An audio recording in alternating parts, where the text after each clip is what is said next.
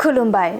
गोजोन फुंबिलिनि गासैबो बड'लेण्ड बुब्लिनि अनसायगिरिफोरखौ बरायग्रोबाय। दिनै 27 आगस्त बुधबारनि फान्जामुथिखौ फरायथिनो लादों आं उदांस्रि मुसाहारिया। फान्जामुथिनि गिबियाव दं मेष राशि। गोबावनिफ्रायनो नाजानायनि मोजां फिथाइखौ मोनफुंगोन। गोसोआ जोबोरैनो गोजोननाय मोनगोन। बृष राशि। जेरावखि थाङा जार्लायाव गोग्लैनो हागौ। खामानिफोरा जाफुंनाय नङा। मिथुन राशि। गोजान जायगायाव दावबायहैयोब्ला गिदिर खैफोदाव गोग्लैनो हागौ। गाज्रि सान। कर्क राशि। देहायाव जानाय सानाय सुनायफोरा जोबस्रांगोन। देहाखौ जोबोरैनो रेजें मोनगोन।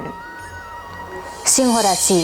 नोंथांनाव नांगौ मुवाफोरा जोबनाय नङा। आखायाव थानाय रांखावरिफोरा जोबस्रांगोन। कन्या राशि। गावखौ दैदेनलांनो थाखाय लामा दिहुनना लानो हागोन। नोंथांनि साना गाहामैनो बारलांगोन। तुला राशि। नोंथांनि देहायाव हरखाब बेराम आजार सोमजिनो हागौ। जानाय लोंनायाव सांग्रां जानांगोन। वृष राशि। समाजनि थाखाय हाबा मावनायाव जाफुंसार जानो हागोन। बयजोंबो मान होजागोन। धनु राशि। सोरजोंबा दावराव दावसि जाना थानाय दंब्ला जोबस्रांगोन। गोसोखौ जोबोरैनो सान्थि मोनगोन। मकर राशि। मावनो लानाय हाबायाव नखरनि सुबुङा हेंथा होगोन। गोसोखौ गाज्रि मोनबाय थागोन। कुम्भ राशि।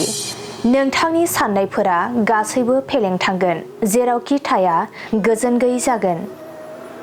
मीन राशि। नोंथाङा मोजां मोननायनि बान्दोआव गोग्लैगोन। उसु खुथुजोंनो साना बारलांगोन।